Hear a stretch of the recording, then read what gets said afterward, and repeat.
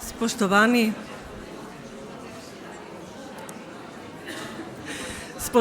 gostje,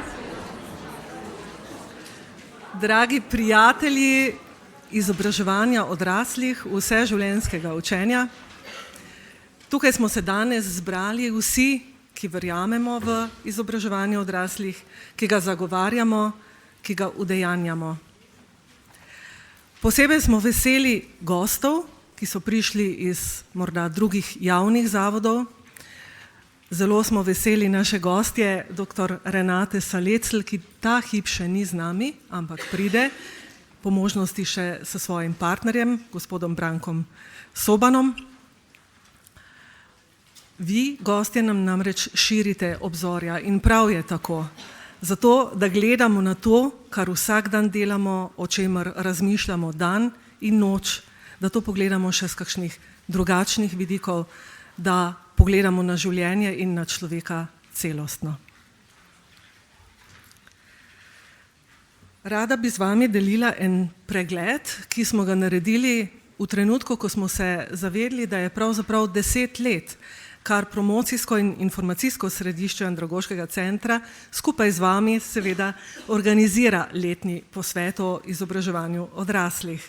Predtem so posvet organizirali drugi sodelavci Andragoškega centra, velikokrat Zveza ljudskih univerz, pa Šola za ravnatelje, ki trenutno bdi nad posvetom ravnateljev srednjih šol in še nad drugimi seveda posveti na področju formalnega izobraževanja. Upam si trditi, ta posvet smo leta 2010 prevzeli od Eme, ki je takrat delovala na Zvezi ljudskih univerz in ki nam je dala prve napotke, potem pa smo šli po tej utirjeni poti, hkrati pa dodajali svoje ideje in svoje pristope, med katerimi je mogoče najbolj omembe vredno to, da prav vse probamo dokumentirati, opisati, fotografirati in posneti.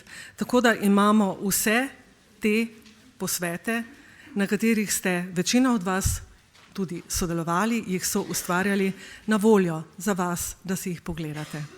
Tukaj je nekaj slik iz posameznih posvetov, ki naj bi vam pravzaprav tudi dali eno predstavo o tem, kaj vse so ti posveti obsegali, koga vse smo povabili.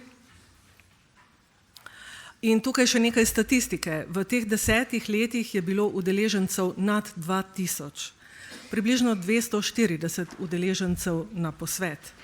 Največjo udeležbo smo imeli v Ljubljani leta 2014 na enodnevnem posvetu, kar 326 nas je bilo, takrat ni snežilo kot recimo v Mariboru, kjer je bil posvet dvodneven in smo plužili zjutraj, ko smo se vračali že kam.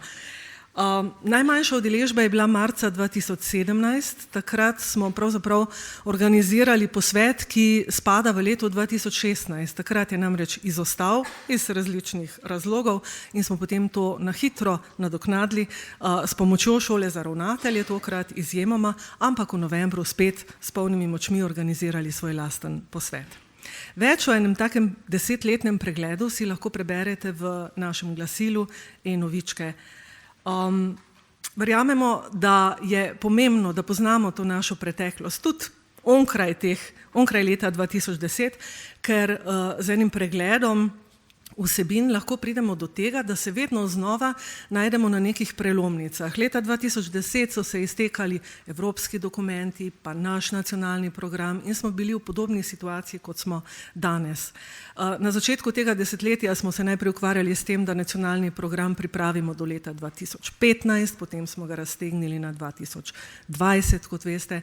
Imeli smo kar nekaj dela z evropsko perspektivo, ki trenutno še teče in danes se bomo spoprijemali s snovanjem nove.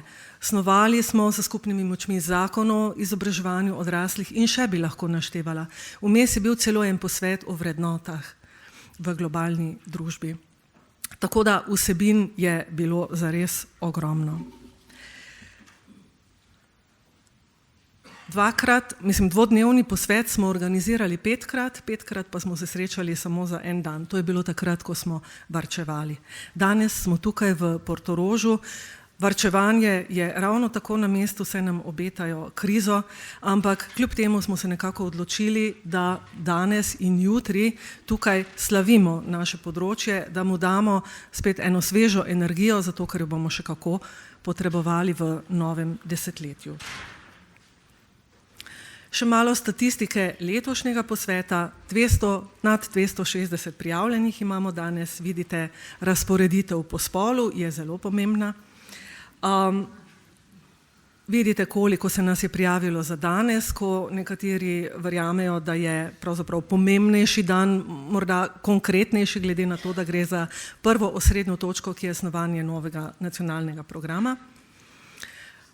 Po tipu ustanove je tudi tukaj razvidno, kdo je v največji meri zastopan in še posebej veseli smo predstavnikov srednjih šol in hkrati še enkrat obžalovanje, ki je pa posledica objektivnih razlogov, da naša posveta žal tečeta popolnoma vzporedno na današnji dan.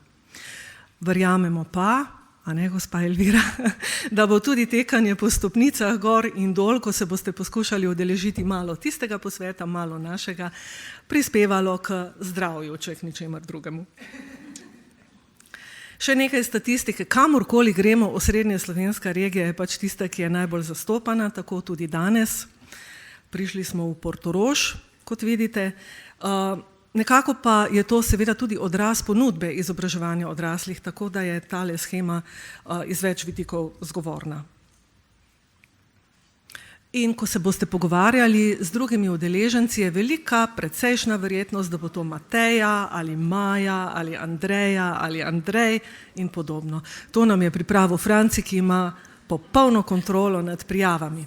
Nima pa kontrole nad dejansko udeležbo in vse, kar je bilo tukaj prikazano, bo še enkrat prikazano, ampak na podlagi dejanskih podatkov. Tako. Rekla sem, da se nekako ciklično spoprijemamo z določenimi izzivi na našem področju, pa to gotovo ni posebnost našega področja. Mislim, da je tako v življenju nasploh. In izposodila sem si modrost neznanca. Lahko bi mu dali ime, če boste tole pogooglali, bo v nekoliko spremenjeni obliki tam in boste videli, da je en ameriški teolog uporabil to molitev. Gre za molitev, ki bi si jo rada delila z vami.